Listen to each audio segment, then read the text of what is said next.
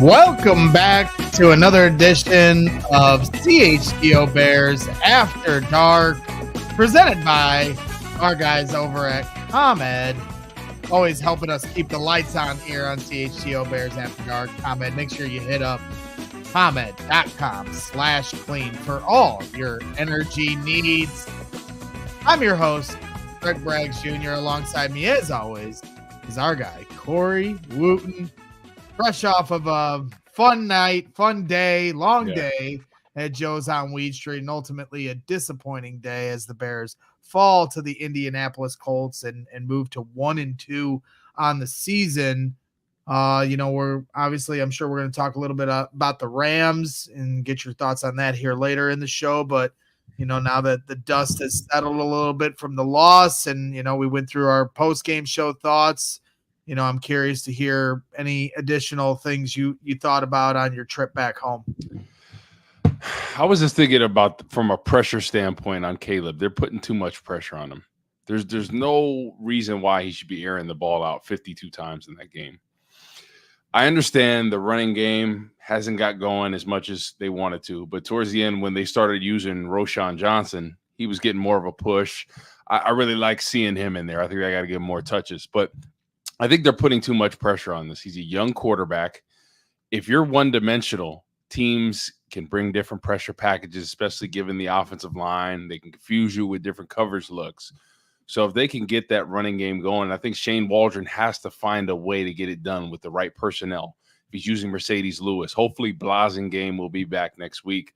But there's no reason that you should throw the ball 52 times in a game and have nothing to really show of it. Like 16 points from there. So I think they're going to have to get the running game going more. I think Roschon is somebody they got to utilize more. It seemed to be working there. And it is just like a war of attrition. Like, it's not always perfect. You don't always get it, but it keeps teams honest.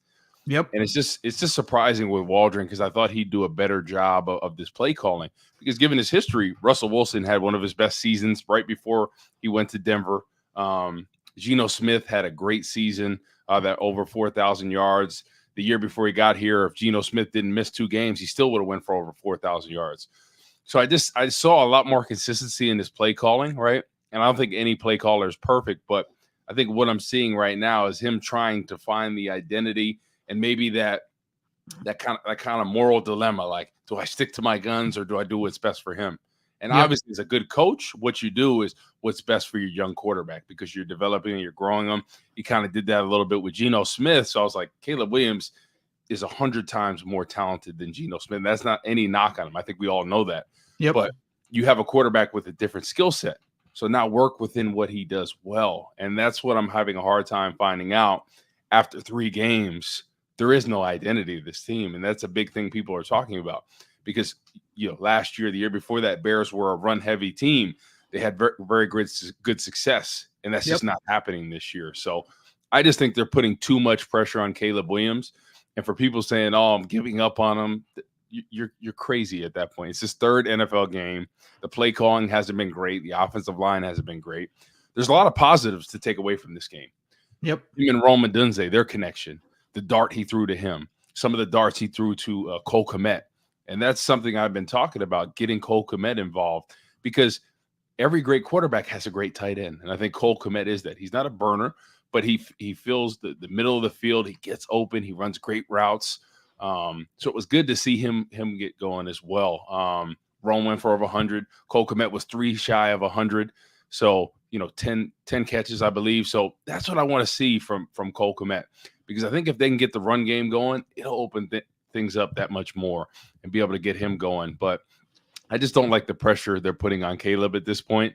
And I think it's just a lot, especially as a young quarterback. You have a great defense, right? Get the running game going.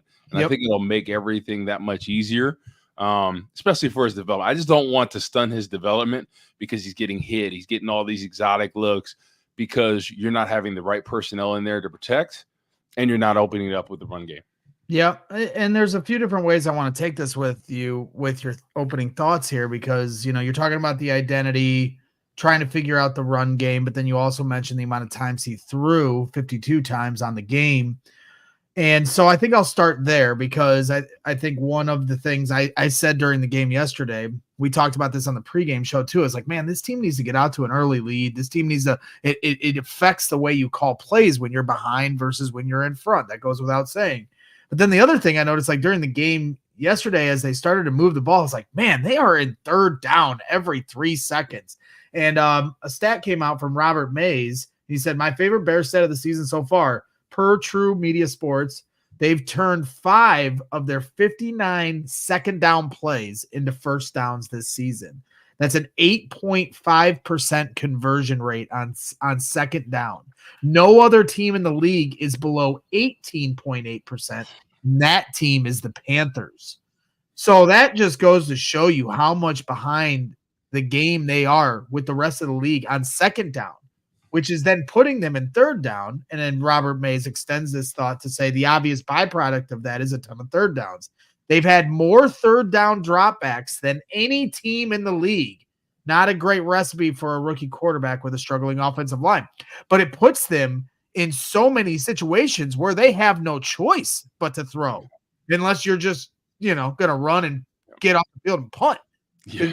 Running with effectiveness right now. You can't even get a yard on the goal line. So it's a trickle-down effect between them wanting to call pass plays because Caleb is obviously very talented. They have a lot of talented receivers at the helm. But then it's also a product of they're down in distances that are forcing them then to have to pass. They got to get better on first and second down, Woot. Yep. No, I agree with you. I'm looking at a team that has had decent success this year, but they've struggled a little bit offensively. But I think what's made everything easier for them, and this is the Philadelphia Eagles, they have Saquon Barkley, right? They're really opening up the run game. And Jalen Hurts has not played perfect at all. He's turned the ball over a bunch of times. I think he has 4 picks. Hasn't looked the best like he did in that MVP type of season. But I think why they're winning games is because of the run game. And Saquon Barkley is taking pressure off him. So you're not saying, hey, Jalen Hurts beat me. And I think so many people want to say, oh, yeah, Caleb Williams can beat you. The thing is, what I'm worried about right now is his development and winning games. Right now, they're not winning games. Him throwing the ball 52 times a game, did that get it done? It's not. Nope. Because why? You have to get the running game going in this league. If not, there are very few quarterbacks that can really pass the ball without a running game. I think Peyton Manning was one of them for years. Patrick Mahomes, depending on the year, because he had such studs and a good offensive line, but that's an anomaly at that point. You really have to get the run game going. So I'm looking next game based on how Roschon Johnson played. If I'm Shane Waldron, I'm that offensive coaching staff, I'm giving him more carries in this game. Him and Swift are my 2 guys. And I'm going to go with Roschon. If there's any short yardage at all, if Blasingame is healthy, I'm going 2 tight ends, a fullback, and I'm Roschon downhill all day. If it's 3rd and 1, 3rd and 2, I'm running the ball with him because he's going to fight forward. He breaks tackles. I think they need to utilize him more. He's good. He's good in the pass protection game. So I think he's got to get more touches in there. I think Swift is an explosive back, but I think you need that, thunder and lightning, and I think that's what Roschon Johnson gives you. That's a little bit different than Swift. Yep. I mean, Josh Norris, another guy who I enjoy, put a tweet out. There's a lot of stuff that was really eye-opening today, and he said the Bears have played 3 NFL games. The Bears' leading rusher has 68 yards. The Bears' second leading rusher is Caleb Williams with 67 yards. And that just goes to show you just how bad the run game and the offensive line have been trying to figure out how to get this run game going, Woot. And that's what I wanted to ask you here before, we take a break, and Adam Rank will be joining us here shortly, as he does every Monday here on CHGO Bears After Dark. So please hit that like button while you're hanging out. But something that I made logic of during the offseason was the fact that they rolled Chris Morgan, the offensive line coach, into this new offensive coaching staff. They completely wiped out this offensive coaching staff, brought in Shane Waldron, brought in, coordinators from Carolina, quarterbacks, coaches, Ryan Griffin, that have played in the league. They brought in all these different coaches to surround Caleb Williams so they make sure they could develop him properly. But they kept Chris Morgan, the offensive line coach, and then promoted him to make him the run game coordinator. And so now you're in a situation where the run game has been terrible. I made sense of it in the offseason. Like you said earlier, Corey, the last 2 years, they've been a very good running team. They kept the outside zone run scheme when they brought Shane Waldron over. So why change it? Your personnel stays the same. Your offensive line, for the most part, stays the same. Your running backs, yes, you had DeAndre Swift, but you still got Herbert and Roschon there. So you're trying to keep that, what you did well, and keep that rolled over.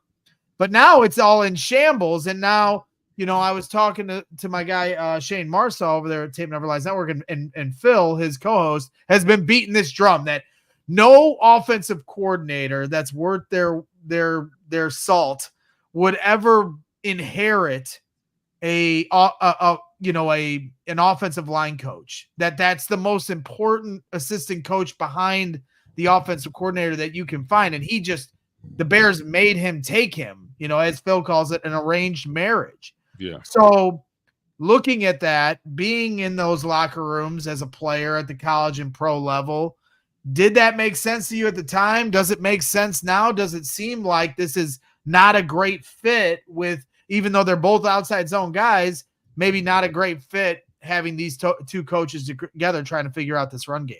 Yeah, it doesn't seem like it because every coordinator usually brings, like you said, his own staff, right? His own tight end coach, his own, offensive line coach. They usually go hand in hand because everybody has their own personnel. It just seems like for whatever reason, they're just not gelling because he was here a year ago and they had success. They were really, I thought run game, they were really good, right? Pass protection at times, but in the run game, they were great. So I don't know what the hang up is. I don't know if it's just a conflict of what Shane Waldron wants to do and their philosophies. And you got to dumb it down. Like Tiger Woods said, KISS. That's what his dad always said. Keep it simple, stupid. And I think that's what the Bears need to do right now, especially when it comes down to the run game. If I'm them, I'm going 2 tight ends. I'm going to fullback. I'm going downhill runs. I'm doing combo blocks. I'm doing power. You have to set the identity, right? You have to outwill your opponents. You have to out-physical them. And right now with this zone, it just seems like they're catching, the defensive linemen. They're not driving people off the ball. Braggs, when's the last time we seen Tevin Jenkins put over somebody to the sideline? When have you seen him finish a block? Yep. There's been none of that. And he was the old school type that they're all being attacked. It's everybody's on their heels getting pushed back. Exactly. So if I am Shane Waldron, I'm looking at it like, hey, we're not running this zone scheme well. Let's go to smash mouth football. Let's set the identity of this team, because there's one thing, if you're going to get things going, it's the combo blocks, because we play a lot of talented defensive linemen in this league. Look at week 1, with the talented D tackles. They were wreaking havoc on us in that zone scheme, right? Because they were penetrating, they were jacking us up. You need combo blocks. So I'm hoping maybe they can get to that old school, and it'll open up the play action, especially for pass protection. It'll give Caleb some time. And hey, yeah, if we want to spread them out from time to time, you can do that. But I think you just have to mix and match what's going on, and you just got to keep it simple, stupid. And I think Shane Waldron, he's trying to complicate things, and I think a lot of coordinators in this league do this. Matt Nagy did that, right? Let's spread them out. Let's run this way. Let's run a toss on 3rd and 2. Let's run like that play on 4th down in this game. The pistol option. What in the hell was that? Where is that going to work with the speed in the NFL? Please tell me where it's going to. In that situation, I thought on the goal line there, on the 3-yard line, whatever they were, you have 4 plays to run the ball in the end zone. And if not, I'm going to the sideline and ripping the offensive line. If I'm the coordinator, I'm the O-line coach. You telling me we can't get 3 yards in this situation? And I think that's a point where, hey, at the NFL, right, it's hard to check some of these guys. But in a situation like that, you got to check your players. Because you got 4 plays to get 3 yards. And if you can't do that, that's on your offensive line. 100%. And you got you tell them before that drive, hey, guys, we're running the ball 4 times until we get in the end zone. Right. And if not, that's on you. And that's how you hype people up. That's how you hold them accountable. And I don't like the play calling in that situation. I don't blame you. And Roschon and Caleb were the guys that got you to the goal line, and then you took the ball out of both their hands once you got there. So keep it simple, stupid, as you said. And speaking of stupid, our one Mark Carmen is in the chat, and we appreciate him tuning in here. We're going to take a break here for a second and give a shout out over to ComEd, and then Adam Rank will join us here on the other half of our program. So again, hit that like button here while you hang out. So ComEd, love those guys here at ComEd. It's getting easier for businesses to switch to electric vehicles. That's something we can all get behind for the health of the planet and the well-being of all of us who share it. The electric grid is evolving to meet your cleaner energy needs as we all move with confidence towards an electric tomorrow. Whether you have one delivery van or a whole fleet of shipping trucks, ComEd can help guide you to make the changes that make sense. So business owners should go to ComEd.com/clean to learn more about the resources, fleet rebates, and infrastructure incentives available to help businesses go electric. If you own a business, don't wait. Start making your plan today to switch to electric vehicles. Good for business, good for the planet, good for all of us. Go to ComEd.com/clean and go now and see how going electric connects us to a better way of doing business and a better future for generations to come. And then also want to give a quick reminder to everybody, make sure when you become a diehard here at allchgo.com/diehard, get a free shirt right out the gate, discounts on all our upcoming events. Got a tailgate coming up this Sunday. If you go to allchgo.com/events, you can join us. This was our tailgate here for week 1. So it never disappoints. All you can eat firewater barbecue, all you can drink, hey, Miller Lite, we'll have plenty of Miller Lite on hand at the corner of Wabash and Cermak with our guys over at the Chicago Bears Tailgating Club. It's a lot of fun over there. Get no better way to get you ready for kickoff on game day. So make sure you come out. But if you become a diehard, you get a discount on that event and all our events, like the one we had at Joe's on Wheat Street yesterday. So joining the show once again, as he always does here on CHGO Bears After Dark, NFL Network's very own. Look at that fitted. Live, looking fitted, looking good, looking fresh. Looking all right, with the baby blues. Good for you, Adam Rank. If I want to even work it even further, I could even go like this. I say that's for the UK audience. I'm sorry. I got to save some a little bit. I hate wearing this light blue, though, because it reminds me of Man City. And that was such a terrible way to sit there. I was like a parent who is watching their kids play in separate games, going back and forth. And the Arsenal game was in another room. And I was going around and looking around the corner and trying to keep track of both teams who were going through some things. I got to say this. And I know hello, everybody. I've watched Arsenal this year. And I think I really worry about an NFL employee watching soccer and being like, wait, they can play 10 on 11, because I don't want the NFL to get any ideas. Because I feel like if they could have put the Falcons in a 10 on 11 kind of on skates thing yesterday, they would have. And by the way, and listen, don't clip this off. This is for us. Nobody share this. It's been a long time since I got in trouble at work, but I did get a talking to today for bringing up the Trey Sermon play. Forward progress was not stopped in that one, but Anthony Richardson in a full dead sprint getting stripped of the ball was. They don't like when you talk about the officiating, apparently. Don't clip this off. Keep this here. Be cool. But that's not the reason the Bears lost or anything like that. But it's still, I don't know. It's something to bitch about to make us feel better. That's hilarious. So, Adam, I got one for you. So, in this game against the Colts, you look at on the schedule. Yeah. When we're looking at wins and losses, this had to be a win in this game. You're 100%. like, hey, absolutely. How did they let this happen? Like, what do you think the determining factors? You think it's just the offense, the play calling with Waldron? Like, what are your thoughts about what went down on Sunday? I'm just curious as to what's going on, because Shane Waldron's been a play caller in the NFL. It's not like somebody like Luke Getsy, who had never called the play before, where you're like, okay, like maybe he's trying to figure it out. I don't understand how you don't understand. How do you not know what you're good at or not good at? I understand it's week 3 of the NFL season, but at some point you got to be like, this is what we would be able to do in this type of situation. Are you unprepared to being on the goal line? Like, have we not practiced this against a team that has been run through by every other, like the previous two teams in the NFL? And even first play of the game, getting a lot of success, getting DeAndre Swift moving, and then deciding to throw the football. Like, it's second and 4.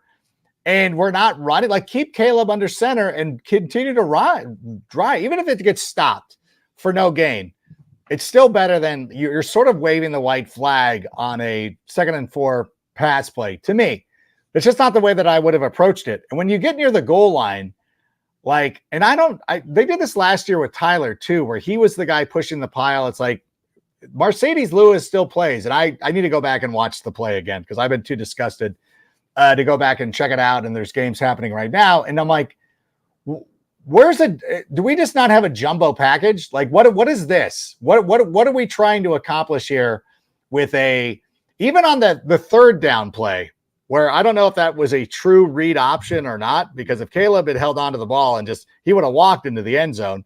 But even on the option on fourth, just was probably the most ridiculous play I've seen in about a decade. And it just does not make sense to me. And so at some point, as much as I am the guy who loves to be like, hey, Caleb threw for 363 yards, Rome Odunze looks like he's a top 10 draft pick. I can't, because I feel like there's legitimate questions about the coaching staff. I just want to know, like, I don't want to turn into Matt Nagy, but I want to know the whys.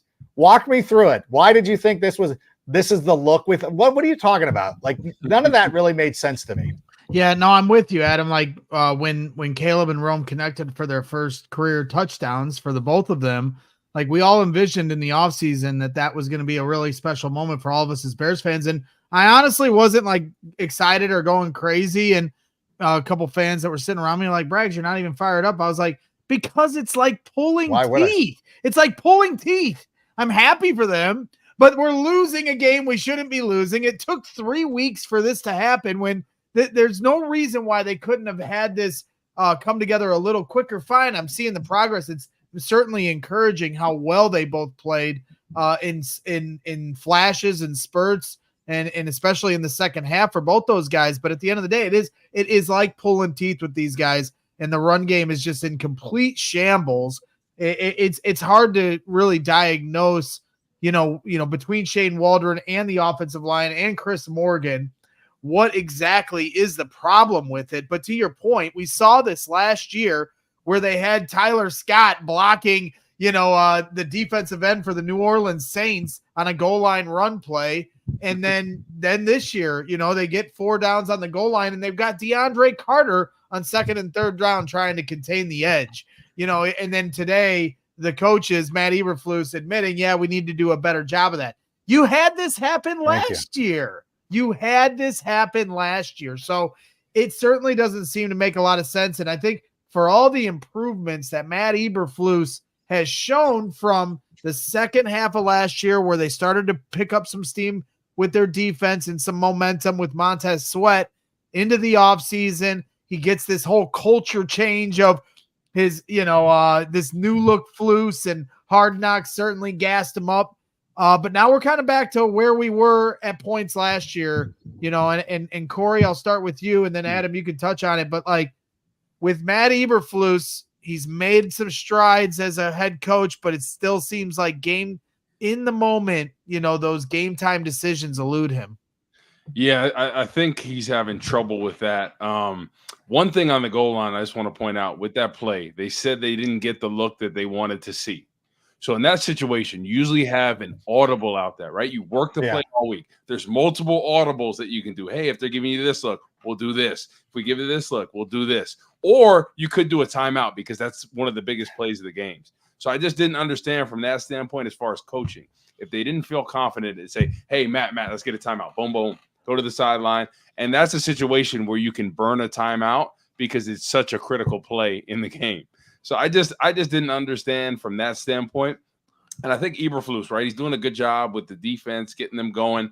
But as a head coach, it's all about game time decisions. And I feel like there's been a couple things that make you scratch your head. You're like, what is going on in this situation? So They need to get on the same page, and there's no reason why Caleb should throw the ball 52 times in a game. When your defense is playing, they have such a great defense that you don't need him to throw for 400, 500 yards now. They say, oh, yeah, he's one of the top guys in the leagues as far as passing in a performance. Who cares? You lost the game, right? He turned the ball over twice. Yes, there was some positives, but it doesn't matter about that. It's about his development. I'd rather him throw for 160 yards, be efficient, them get the running game going, him make good throws here and there, but them win games. Like that 363 doesn't look good because of some of the decisions and some of the positions they put him in. So if I'm the Bears, I'm going to dumb it down. I'm going to do smash mouth football. I'm going to work play action. And when you need to throw the ball, but do not put too much pressure on him. I think they're doing that now. And this year is all about his development. Obviously, you want to win games, but the Colts game is a game that you should have came out on top, regardless of how bad you played, to get a win in that situation. Yeah, and it's interesting, too, because obviously all the memes are about Justin Fields being 3-0 and like, don't you wish you kept Justin Fields? And I'm like, that part of it is gone. Like it's over and it's done with. It's kind of like, you broke up with somebody. I don't need my friends running up and like pulling up my ex's, Instagram, be like, hey, look how happy she is right now. Like, who's this George Clooney looking guy that she's like, no, I don't need that. What I would like is an offense that runs like the Steelers, because the Steelers have perhaps not, if it's not the best, it's one of the top 3 best defenses in the NFL. And they're running an offense accordingly and putting Justin Fields in a position to win. That's what I'm more jealous of. I'm not jealous of the quarterback who is here or there. I really am not.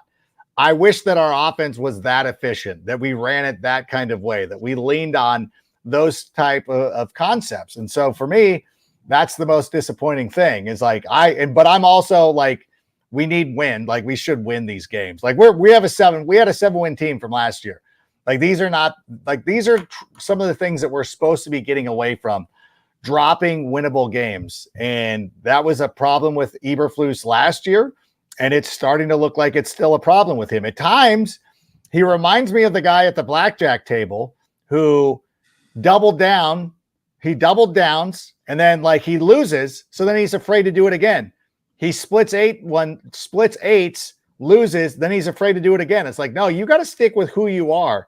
And I think last week where he looked bad on a couple of challenges, he's afraid to go back to that. Like there was that one play, and thank God we picked up the first down, that he just like check the spot. Make them check the spot. Cole Kmet clearly had the first down. I know exactly what play you're talking about. Yeah. And even the referee that ran up was like, no, you're spotting it wrong. It's way up here. And the guy sort of like, begrudgingly moved the ball a little bit. Like if you would have let them figure that out and then challenge that one, then you're okay. Like that, you would have won that challenge. But I think that he's a little beleaguered and he lets stuff like that rattle him. He's got to kind of have the mindset of a relief pitcher. Like, hey, I know somebody blew up your 0-2 changeup.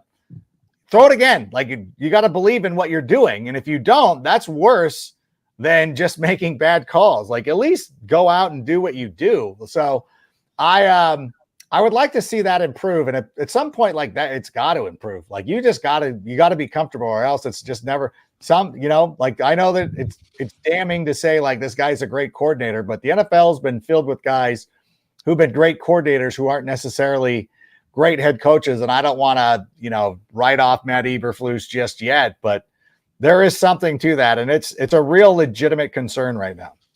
Well, that being said, I understand, like, yes, the Steelers offense certainly is efficient right now. They're playing winning football. They're 3-0. Their defense has held teams to like 28 points or something on the year, something crazy in their 3 games. And no, 52 passes for Caleb Williams isn't a recipe for success week to week. You don't want to put that much on his plate. That being said, Adam, when you saw the improvement from week 2 to week 3 after he had almost gotten killed against the Texans, and seeing him start to get comfortable, or at least what did you see in Caleb Williams from week 2 to week 3? Because I saw a guy that certainly looked a lot more comfortable and more confident, mistakes aside. Yeah, I'm excited to go get in a Tim Jenkins breakdown at some point this season. You got to cut out an hour, which I appreciate. Keep doing what you do, Tim. I love it. And there are things I don't. There's not many quarterbacks who get as much scrutiny for the throws that they miss than Caleb. Like I don't know. Like I don't know if people just don't watch football. They're like, oh, look at this throw, overthrew his receiver. I'm like, you never like this happens all the time. Like, yeah, guys get overthrown in the NFL all the time, but he's making good throws. Like I would rather have him overthrow it and it not be intercepted than it getting picked off or anything like that. And I think that when you looked at this game, there was one pass that was inexcusable where you're like, what are you doing? Like, what have you played football before? But then you realize, like, no, he's only played 2 NFL games. Like, it's you get away with that against Utah State. You're not going to get away with it even with a team like the Colts. And like, he's going to learn from that. That one's fine. The second one was more of a defensive play that I thought was a very good defensive play. That again, should you have made that throw? Like, nah. But at the same time, I think the decision making is getting much better. He's checking down. And if anything, I wish he was a little bit more aggressive running the football. Again, I have not had an opportunity to go back and look at the all 22s, but I think of a couple of plays where just the looks that I had, I'm like, is somebody, I couldn't see if somebody was spying him or not. So I don't want to speak to this at great length, but there were times where I thought that perhaps he had opportunities to run and listen, you don't got to go out and do what Justin did last year and run for an 80-yard burner. Like 8 yards and picking up a first down will be fine, and sliding and moving the change. And especially with this defense, like it's fine. Like you can just pick up chunk plays here and there. We don't need to go out there and hit the home run every time we're up. Like let's Mark Grace them to death and just hit the doubles. Let's hit the gaps and move down the field. But again, I think that comes with playing football. And so, so I really would love, and you know me, like even somebody mentioned, like I'm sitting here, like it's unusual to see me looking sad even after a loss. Well, you threatened to quit covering sports earlier today when I texted. It was honestly, it was the Arsenal thing was the one that really it messed with my mind so hard that I was just out of sorts watching the Bears game. Like it was really like, and that's even like, and it wasn't even that bad. It was just like I was so deflated that it was difficult for me to get my head around. But at the same time, like I'm cool. And I think like this week is a good opportunity. I know you and I will get together later this week to talk about that at great length. And I know it's Brandon Chagrew's like, why are we favored? It's like, because the Rams had a miracle comeback against their arch rivals. Like you can't put any stock into what they did. And the Bears really do have a great chance this weekend. I know we said it against the Colts, but they got a good chance to level up. And to me, like we have to appreciate that. And let's see what Caleb's got cooking. And let's see if Shane Waldron can kind of figure out what he's got with this quarterback here and maybe make some adjustments. Maybe, let's not rely on Carter to make all of our big plays. Like we've got good players and we still have not seen Keenan Allen fully operational. So I guess I should have some practice what I preach and have a little bit of patience, but I can't help but being a little bit disappointed with the way the game was called the other day on Sunday. And with Caleb as a quarterback, I think people had just such high expectations. Like he was going to come in there and be Patrick Mahomes day one. And Brad, we have been talking about this the whole time. I'm like, it's going to take time. So like, there's going to be ups and downs. And people are like, no, he better do this right away because he's a generational talent. But Tom Brady, I don't know if you've seen the clip of him on Instagram or Twitter. He was talking about how guys don't get a chance to develop. Like himself, he sat behind Drew Bledsoe, that was a great quarterback that had a cannon of an arm. You look at Aaron Rodgers, sat behind Brett Favre for years, right? Then Jordan Love sat behind Aaron Rodgers. Jared Goff as well, right? Sat even Mahomes sat a year. Yeah, behind Alex Smith, and he has a great play caller. So the thing is, it takes time. He's definitely, you see throws where you're like, wow, this guy is legit. And there's other times where he plays like a college player, and that's expected. Yeah. So there's going to be ups and downs. I think the talent is there. The potential is there. It's now just about the play caller, Luke Getsy, and getting the best for him. And you talked about Justin Fields, and I admire that situation there because, like, hey, we have a great defense. The Bears have a great defense, right? What are they doing? They're keeping the offense balanced. They're running the ball just as much as they're passing it. What are the Bears doing? They're throwing the ball way more than they're running it. And when they do run it, they're not being efficient at all. So we got to get more efficiency and I think a little bit more balance. And then all of a sudden, when you keep defenses honest, then you can air it out a little bit more. But I think right now they're just putting too much pressure on him, and he's running for his life at times. You're like, man, I feel bad for this guy because he has so much hype, so much pressure, and they're not doing a good job of being like, okay, let's do what he does well. Let's see these. Let's look at the all 22. Let's look at the tape. Let's see what throws he feels comfortable with. Let's see the rhythm and timing throws. We don't see enough of that at times. All the time that, they're making him sit back there. He's pumping the ball. Keep it simple early on, and then let's get to some of these advanced routes and stuff like that. But I just think they're putting too much pressure on him. Well, I think they're certainly fine. Go ahead, Adam. No, he makes a good. I think a big part of it too, and you touched on it for briefly, is like the Justin Fields civil war has also put undue pressure on Caleb Williams, because there are people, and I think Braggs and I would count as like Justin Fields fans, who are like, once we turn the page, we're like, okay, fine, we're going to go with Caleb Williams. He's our quarterback. He's got our full support. There's still enough of a vocal part of the fan base that's like, okay, well, Caleb better win 13 games if you're going to. I'm like, it's not fair to him. It's not. Like, it really is not fair to him. And even me, going out there and being like, hey, we won 7 games last year. There were 3 games we lost, and all that whole thing.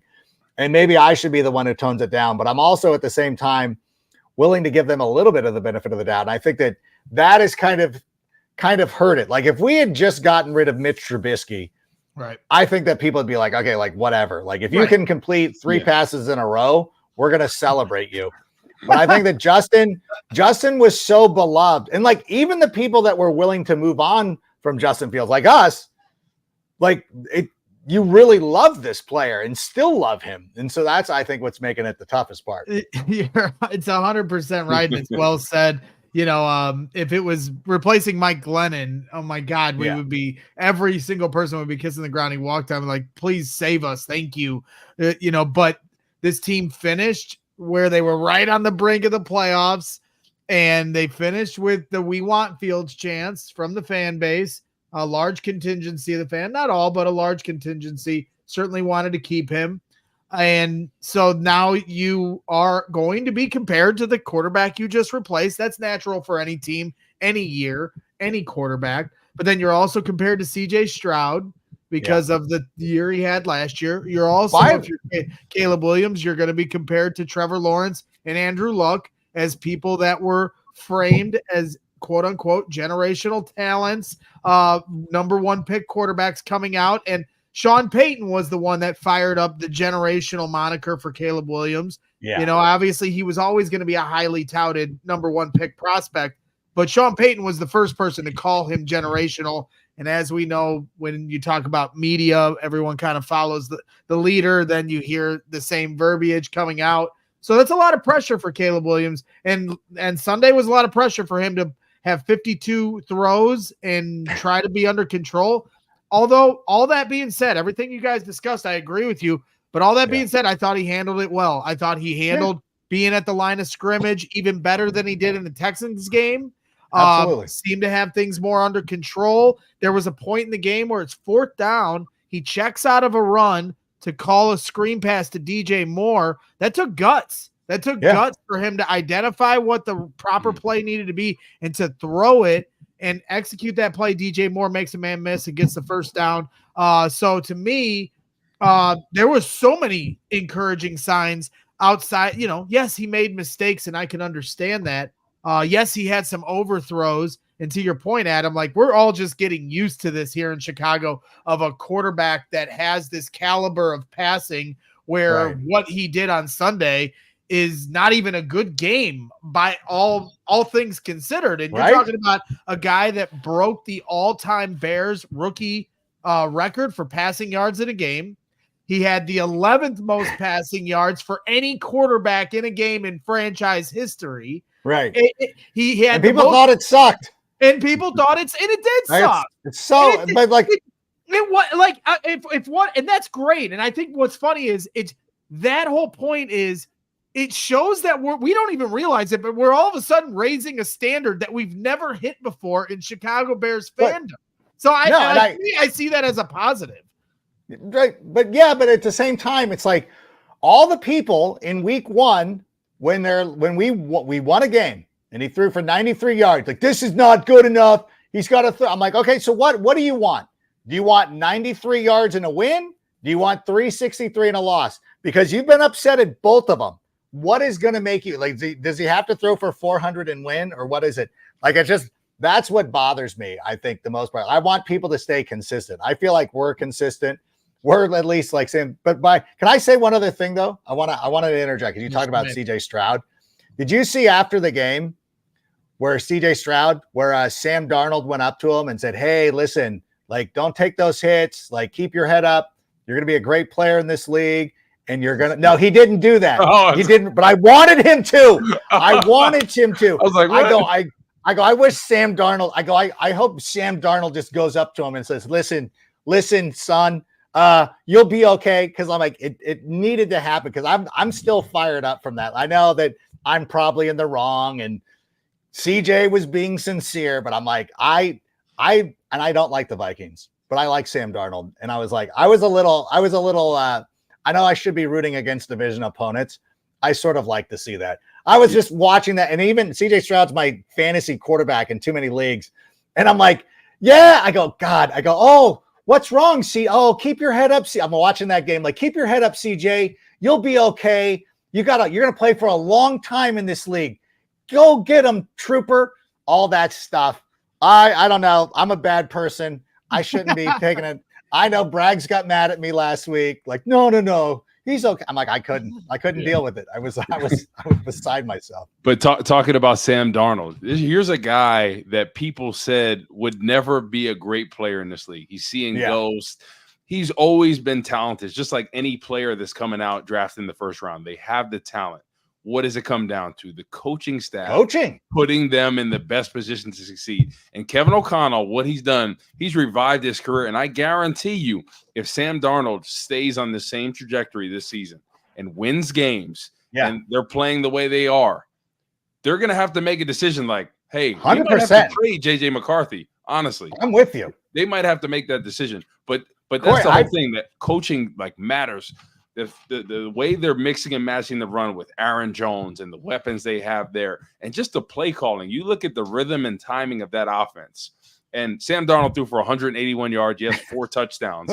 But it's just so efficient, and that's the mark of a good coach. And that's what I'm waiting for Shane Waldron, because earlier before you came on, I said Russell Wilson's last year with him, super efficient, really had a great season. Geno Smith, 2 great seasons with him. I'm like, what is going on from what we saw from that body of work? You took Geno Smith, that was labeled as a career backup, that was never going to be a starter, and turned him into a player that can lead your team to the playoffs and victory and throw for over 4,000 yards. And then you got Caleb Williams, who's got a cannon of an arm, can make every throw, can do all this.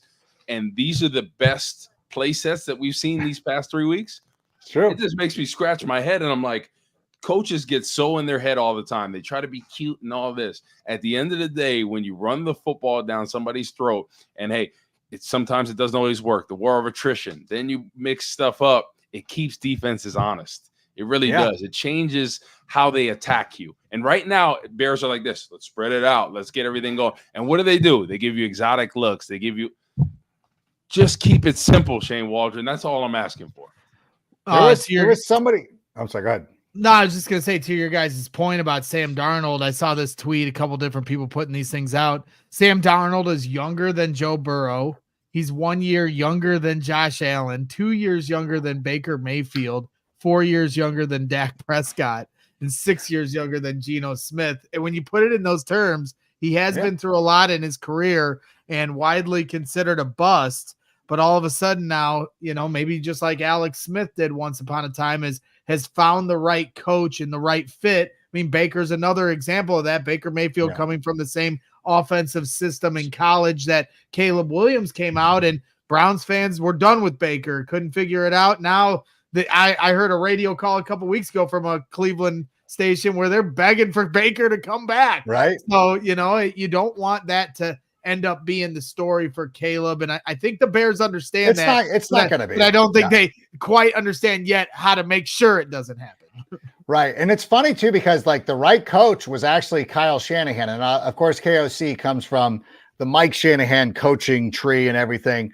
But last year, I don't know if anyone remembers this, like Brock Purdy was injured and he got healthy in a hurry because he did not want Sam Darnold starting. And to the point of like they had to get rid of Sam Darnold because I don't think Brock Purdy wanted the competition. And so he found a great landing spot. I honestly, I love Sam Darnold. Sam Darnold, I'm a huge fan of his. I've met him. I've covered him in high school. So I'm a huge fan of his. So it's very difficult for me watching him in Minnesota.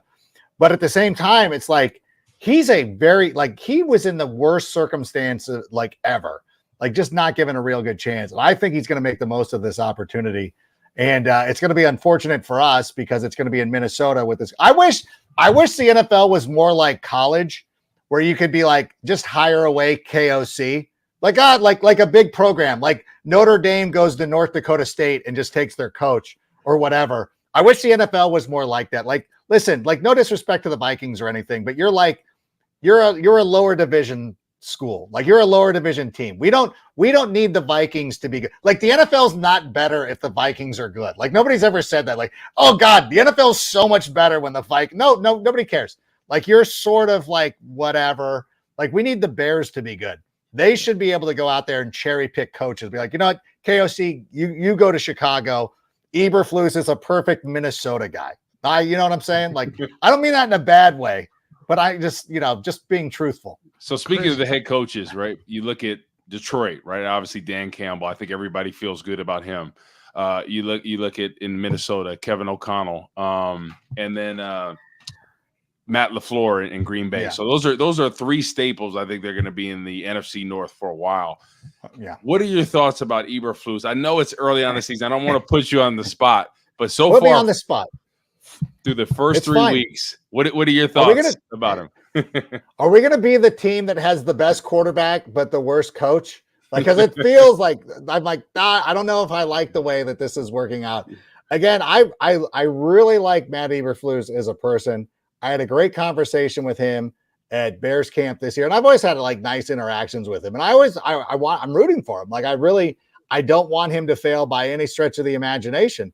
But at the same time, you need somebody to be accountable. Like it's cool. Like I'm sure that there were coaches who loved me, but it's like, you're not hitting the fastball. So you're not like, we cannot play you. And I'm like, I understand the way that goes. Like, it's not, I know that it always seems harsh when you're like, hey, like this coach is not great at this, but somebody had to tell us, like Corey, like somebody told you at one point, like you're no longer good enough to play this sport. You need to move on. So I think we should be able to say that to coaches. Like, and it doesn't mean that I don't like you.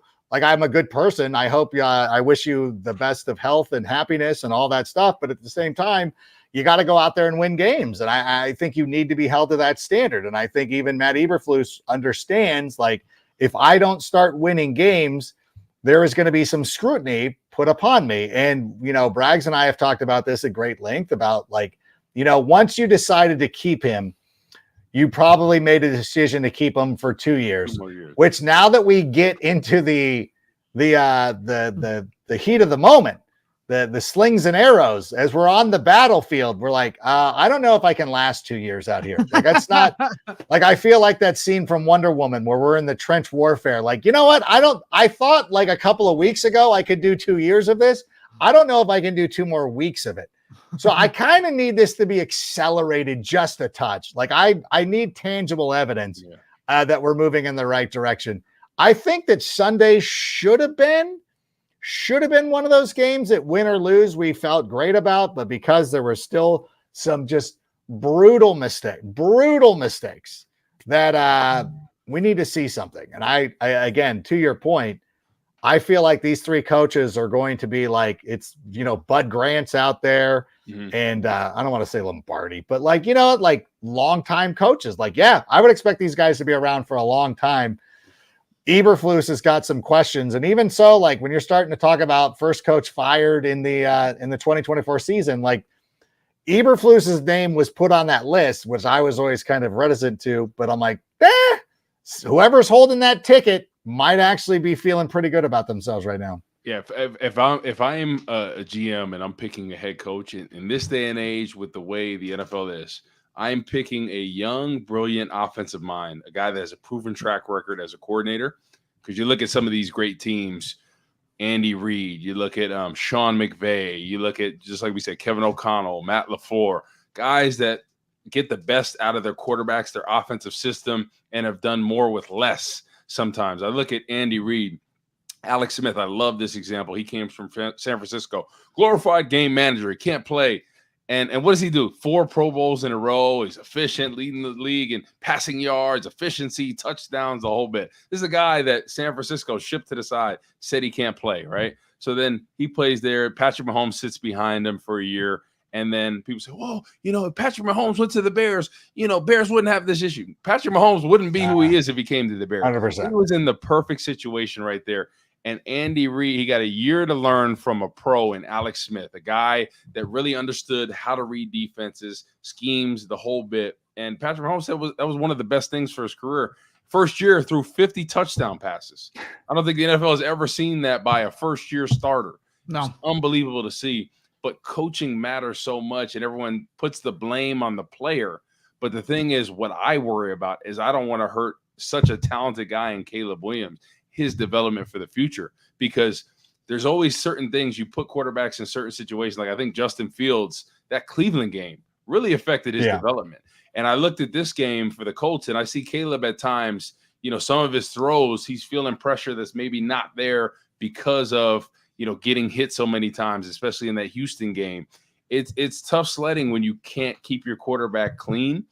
So I'm just hoping that, we see more of those 2 tight end sets. That's something that Waldron did really well. And what that does is it buys the offensive line some time. It helps them out. Unfortunately, they had the 2 tight ends in there, Mercedes Lewis and Cole Kmet. And 2-on-1, they should never come home. Latua, he should never come home in that situation. So I'm just hoping from a perspective, you got to stud in the quarterback, right? He's not perfect. It's never going to be perfect in your first year. Right. But put him in every position to succeed, and I think you got to keep him clean. If I'm Shane Waldron, my goal every week is to keep him as clean as possible. How can I get the ball out quick?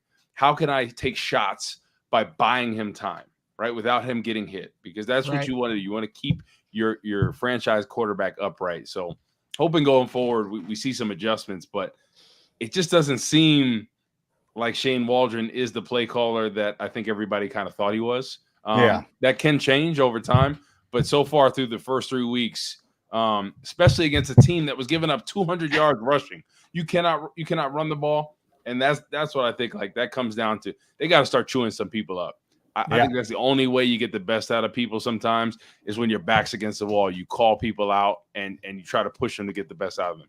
Well, they have an opportunity here this Sunday at home against the Rams. And I want to get your guys' thoughts on that here when we wrap up the show. But I have one more quick question for you, Adam.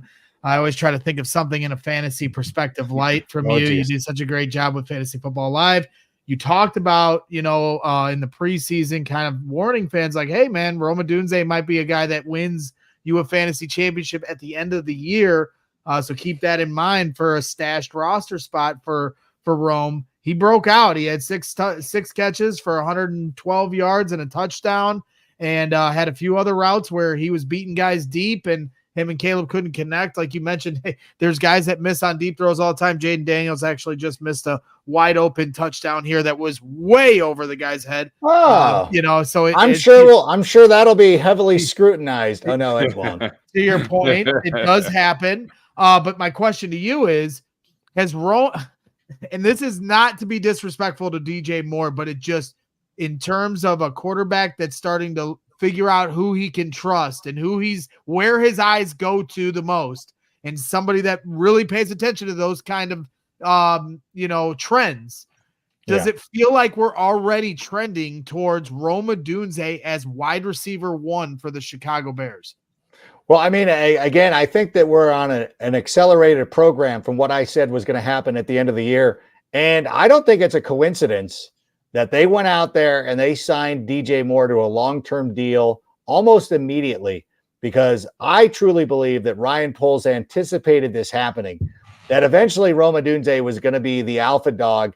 And as long as DJ Moore is getting paid, I think you would keep everybody happy.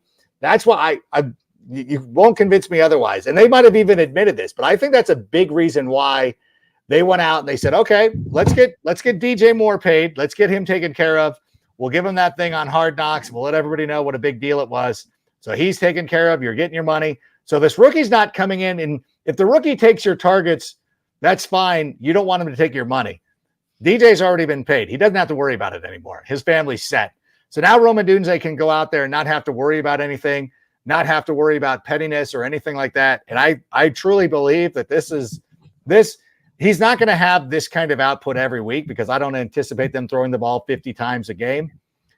But there is going to be, by the end of the season, it's going to be evident that Rome Odunze is the number one receiver for the Bears. He's looked amazing here so far. We're getting ready to wrap up this show.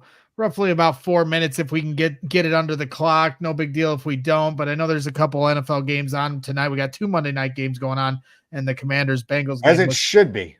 Yeah, I like it. I'm not against it. I love it. Bengals Commanders look like they're going back and forth on each other here, so we'll get to that one. The Bills game is a little different, but I don't want to spoil anything for people that are going back to watch it themselves. But as I finish every Monday night show with the both of you, because I know me and Adam will reconvene on Wednesday, but just in terms of the viewers watching from this program, your thoughts on the upcoming game on Sunday. Corey, I'll start with you. When you're looking ahead to Bears versus Rams, is this a must-win game? Do you think the Bears can get off the mat? As a tough coaching matchup with Sean McVay, can the Bears find a way to win this football game and get back to 500? I think they can. So Puka Nacua and Cooper Kupp, I think, will be out for that game, right? Most likely. Yep. Yeah. They haven't announced it, but I think they're going to be out for that game. So I think this is Puka's on the IR, I think. So I think on the short-term IR. So I think this is a game that they have to win, especially without their top two weapons, two of the best receivers in the league. But don't sleep on Sean McVay. He always finds a way to kind of get it done, and evidence with beating the Niners, right? They're high-powered offense. They got a great defense as well. He found a way to get it done. So it seems like every year the Rams, when their back's against the wall, hey, they maybe start 0-2. They start stacking some wins. And think about it. If they beat the Bears, they're 2-2 at that point. So I think the Bears, this is a must-win game for them just to get the confidence of this team, because I think everybody predicted them to be a playoff team at least this year, right? They should have been a playoff team last year. Some of those games where they let teams come back at the end, you thought, hey, if they win 3 of those games last year, they're 10 wins. So I think everybody's thinking they're going to win at least 10 games this year. So I'm just hoping that they can come out and get the run game going. I think this is a smash mouth football. You're at Soldier Field, right? It's usually not the best surface as far as a fast playing surface. Get old school smash mouth football. I want to see Roshan Johnson get some touches.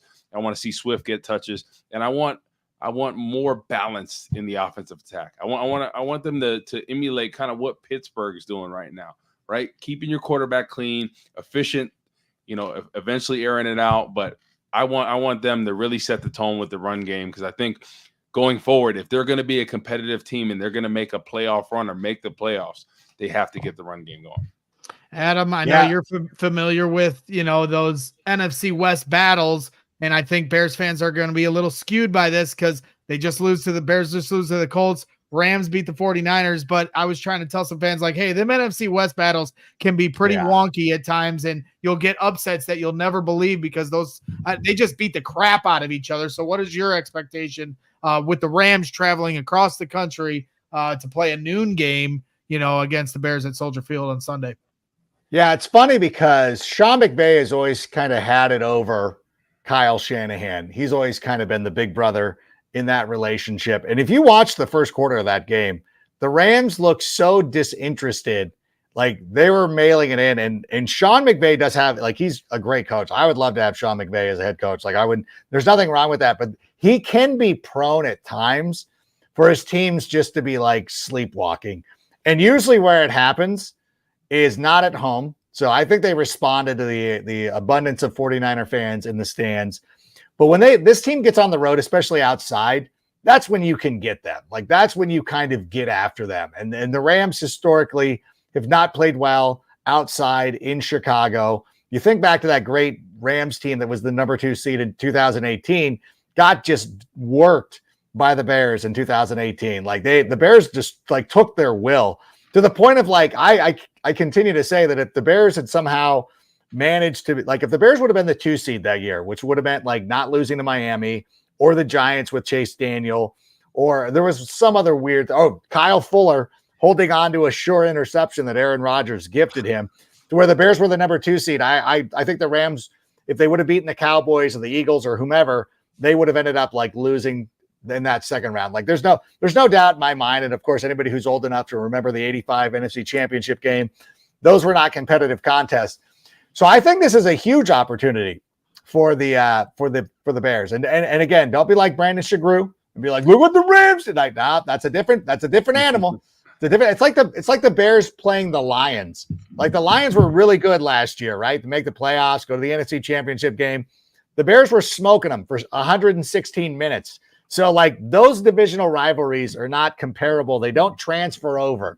None of that transfers over. So I think this is a really good opportunity for the Bears to get right. And again, if they come back, if they're 2-2 and they do it in a more aesthetically pleasing way, like if you could take the best of what happened in week 3, winning like in week 1, and you kind of combine that together, I think that's what we're searching for. Is something like that. Like, hey, like Caleb can throw for 280, or even if it's a Sam Darnold type game from this week, 180, 4 touchdowns. Like that's the kind of game that I love games like that because it shows like, hey, we're doing a great thing.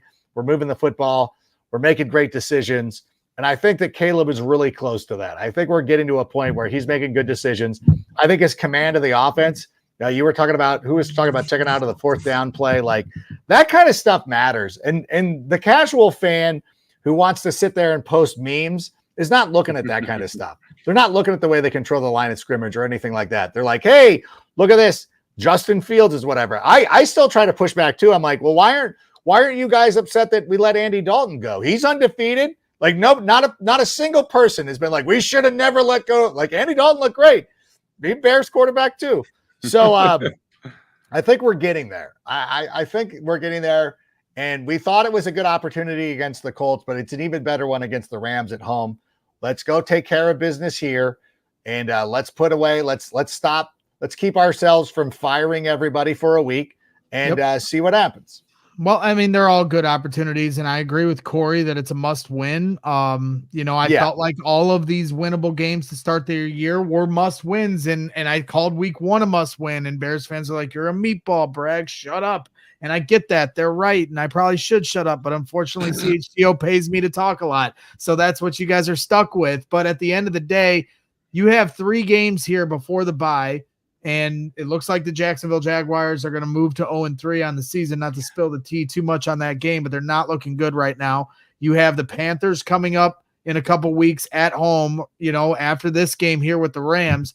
And so you got to find a way to win some football games and get to that bye week and reset everything you're trying to figure out so you can move to the next portion of your season before you get into divisional play and try to stack up as many wins as you can before the gauntlet that is the second half of the season. I'm still holding out hope. I'm obviously knocked off my hype spot that I was in as we came into the season. I have now let reality smack me in the face of how much of a developmental curve this whole offense needs and time to get through some of these mistakes. And I'm definitely questioning if they'll be able to figure out some of these things. But it'll be interesting to see how they can get through. And, Mark Carman is in our chat. I should have just sent him the link. He very rarely tunes in for an entire After Dark show. But I you know what? Much gray hair you know what? I know he's got the young, like flexed out Mark Carman profile. Yeah, what is this? His hair from 20 years ago. Not old tennis boy Carman. He looks like a serial killer. Let's just call it for what it is in this picture, not like in real I feel life. like Lester Holt should be talking over a video of him right now. Yeah. So I will extend the invitation to Mark Carman if he would like to join us next Monday. Monday. I will give him that opportunity. Yeah, because we got to shut this down so we can go enjoy. Wait, hold on. But do we like that Doug Peterson's losing? Like I still, again, it's a legal play, but it's unsporting to ice a kicker. And it's just like, you know what? Like, I'm not upset that Doug Peterson's feeling this. Like, you sold your soul for one Super Bowl, freezing freezing Cody Parkey, to your boy, Matt Nagy. That was your guy, and you still froze him. Like, all right, you want to be that person? I get it. And this is why I'm not losing sleep over it. And this is why I don't want to invite Mark, because this is all he's worried about. He's like basking in the glory that he was right that the Bears would lose yesterday. He's basking in the glory that he picked the Bears to win 8 games, and now it looks like they're headed for a crash course for 8 games. That's what you should do. That's such an easy formula to be like, the Bears will win 4 games, because then you have nothing on the line. And then if the Bears exceed that, you're like, well, I'm a Bears fan. Of course, I love this. Like, I'm so happy to be wrong. Like, shut up. It's a good I don't want to hear that. Good hedge. It's a good hedge. Don't hedge your bet. Yeah. And so, that's the thing. And I'll remind Carm, because this is the thing that this is what he dials in on. He's a fan of his picks. I literally am in like a deep Taco Bell depression after the Bears lost yesterday. He's excited because he was right that they lost. And so I don't care, but I will say, Mark, if you're trying to say who is right about what, if we're keeping tabs from the day me and you both started at CHGO Bears, I still have the overall win-loss prediction record week to week from 2 years ago to now. You still have like 3 games to catch on me. So get out of here. Get on my level. And get out of there. Gregory P. Allen. Next week, Mark, you can join the show. Spice some things up here on the conversation, but we're running a little over here. Yeah, yes. Wait, sir. You're saying that I didn't spice it up? You always. What did you say? I was paprika? You're you're more paprika. He's going to come in and bring the El Diablo pepper. Okay, I see how it is. Fine. I'll start firing off more of these sticks. And he's right. Mark Carman said, I was called negative. I'm not excited that they lost. We did chant Mark Carman sucks at Joe's on Wheat Street yesterday for him picking the Bears to lose to the Colts, but he was trying to warn us of things to come. I don't want to say that Mark Carman is negative, but every time he walks by the refrigerator, all the magnets fall off. Yeah, exactly. Yeah, by the way, he calls drinks cockies. I'm like, who has ever said that? Like, literally, like you ever say that? Like, you tell your wife, "Hey, I'm going to grab some cockies with my bro." Wait, what? What's going on? You going to Diddy's party? What's going on? Wow. I'm gonna be when this show's over. I'm gonna be posting our overall win-loss prediction records on Twitter, Carm, so you can read them and weep. Read them and weep, buddy. I'm happy for you. All right. Yeah. So either way, you're welcome. You have an open invitation next week to annoy the piss out of me as you do every day. I can't wait. And he will be joining me and Adam Hogue tomorrow for our CHGO Bears every day at 1:00, our new weekday time. So make sure you tune in for that at 1 p.m. Central. We'll all be there reacting to the latest press conferences out of Hallis Hall. We'll hear from Nick Moriano. So, hey, thank you all for tuning in here late tonight. As we watch some of these Monday night games, make sure you hit the like button on your way out. We appreciate every single one of you. Make sure you subscribe to the channel. Thank you, as always, Mr. Rank, for always joining here on our Monday night specials. I'll see you here on Wednesday on the Sick Podcast. Yeah. I'm excited for that, and we'll be tuning into all your fantasy football thoughts on NFL Network. Corey, love you, buddy. Appreciate all your insights as always. We'll see you on Sunday. So we'll see y'all. Enjoy your night. Get yourself up off the mat. It's always bear down here at CHGO Bears. We'll see you tomorrow. We all silly like the mayor.